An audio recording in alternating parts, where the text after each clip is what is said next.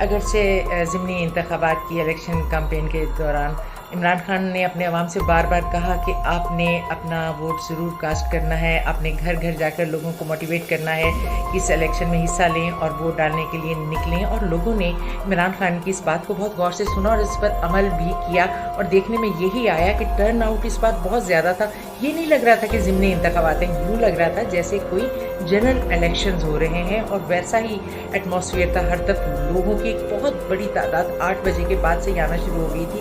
اور ہم نے ایسے ایسے بوڑھے اور معذور لوگوں کو دیکھا جو ویل چیئر پر بیٹھے تھے، یا جن بوڑھے لوگوں کو لوگوں نے کاندھوں پر اٹھا رکھا تھا۔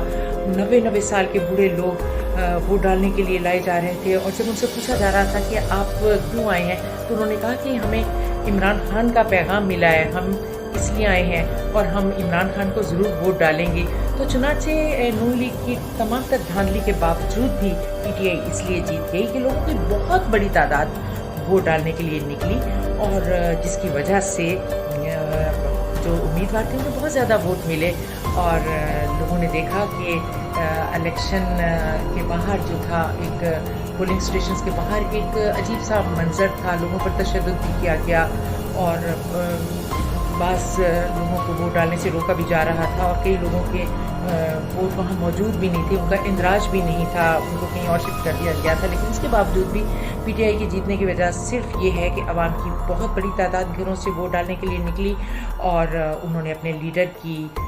بات پر عمل کیا، اور عمران خان کا جو بیانیہ ہے وہ عوام تک پہنچ گیا۔ اور عمران خان کی سب سے بڑی بات جو ہے وہ یہ ہے کہ عمران خان نے لوگوں کو ایک سیاسی شعور دیا جو اس سے پہلے لوگوں کے پاس موجود نہیں تھا۔ عمران خان نے لوگوں کو بتایا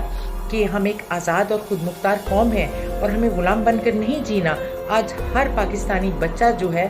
وہ اسے یاد ہے